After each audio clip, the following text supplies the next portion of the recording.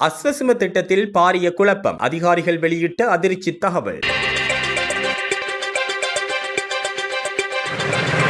அஸ்வசும நலன்புரி திட்டத்தை நடைமுறைப்படுத்துவதில் கடுமையான நிர்வாக மற்றும் தொழில்நுட்ப குறைபாடுகள் நிலவுவதாக பிரதேச செயலாளர்கள் மற்றும் உதவி பிரதேச செயலாளர்கள் சங்கம் அரசாங்கத்தை வலியுறுத்தியுள்ளது. இந்த விவகாரம் தொடர்பில் கடந்த மே 23ஆம் திகதி ஜனாதிபதியும் நிதியமைச்சருமான அனுரகுமார திசாநாயக்கவுக்கு குறித்த சங்கம் அவசர கடிதம் ஒன்றை அனுப்பியுள்ளது. முதற்கட்ட கணக்கெடுப்பின் போது பல்கலைக்கழக மாணவர்கள் மற்றும் தொண்டு நிறுவனங்கள் போன்ற வெளிப்புற தரப்பினர் பயன்படுத்தப்பட்டதால் தவறான தரவுகள் கணனி முறைமையில் பதிவேற்றப்பட்டுள்ளதாக தெரிவிக்கப்படுகிறது. இதன் காரணமாக தகுதியற்றவர்கள் திட்டத்தில் உள்வாங்கப்பட்டுள்ளதுடன் தகுதியான பலர் விடுபட்டுள்ளதாகவும் கடிதத்தில் சுட்டிக்காட்டப்பட்டுள்ளது. மேலும் IWMS எனப்படும் ஒருங்கிணைந்த நலன்புரி மேலாண்மை கணனி அமைப்பில் நீண்ட காலமாக தொழில்நுட்ப குறைபாடுகள் நிலவுவதாகவும் அதிகாரிகள் குறிப்பிடுகின்றனர். தொலைபேசி செயலிகள் மூலம் வீடுகளின் இருப்பிடங்களை அடையாளம் காண்பதில் பிழைகள், தரவுகள் காணாமல் போதல் மற்றும் கணனி முறைமை மெதுவாக செயல்படுதல் போன்ற பிரச்சனைகள் தொடர்ந்தும் நிலவுகின்றன. இதற்கிடையில் தரவு சரிபார்ப்பு பணிகளில் ஈடுபடும் பிரதேச செயலக அதிகாரிகளுக்கு கடந்த ஜனவரி மாதம் முதல் மாதாந்த கொடுப்பனவாக வழங்கப்பட வேண்டிய 2500 ரூபாய் இதுவரை வழங்கப்படவில்லை எனவும் குற்றச்சாட்டு எழுந்துள்ளது. எனினும் இந்த தொழில்நுட்ப குறைபாடுகளுக்கான பொறுப்பு முழுமையாக பிரதேச செயலாளர்கள் மீது சுமத்தப்படுவதாகவும் கள அதிகாரிகளுக்கு தொடர்ந்தும் அழுத்தம் கொடுக்கப்படுவதாகவும் தெரிவிக்கப்படுகிறது. நாட்டில் நிலவும் விலை உயர்வு மற்றும் QR குறியீடு அடிப்படையிலான கட்டுப்பாடுகள் காரணமாக கிராம உத்தியோகத்தர் பிரிவுகளுக்கு சென்று தரவு சேகரிப்பது பெரும் சவாலாக மாறியுள்ளது. இந்நிலையில் சமூர்த்தி அபிவிருத்தி அதிகாரிகள் மற்றும் கிராம உத்தியோகத்தர்களை அஸ்வசும களப்பணிகளில் முறையாக இணைக்கும் வகையில் தெளிவான உத்தியோகபூர்வ நடைமுறையொன்றை உருவாக்க வேண்டும் எனவும் சங்கம் வலியுறுத்தியுள்ளது. மேலும் IWMS கணனி அமைப்பின் குறைபாடுகளை உடனடியாக சரி செய்து அதன் கொள்ளளவை அதிகரிக்க வேண்டும் எனவும் இலங்கை மின்சார சபை, மோட்டார் போக்குவரத்து திணைக்களம், விவசாய சேவை நிலையங்கள் மற்றும் வரி அதிகார சபை ஆகியவற்றின் தரவுத்தளங்களை அஸ்வசும முறைமையுடன் ஒன்றிணைக்க வேண்டும் எனவும் அதிகாரிகள் பரிந்துரைத்துள்ளனர்.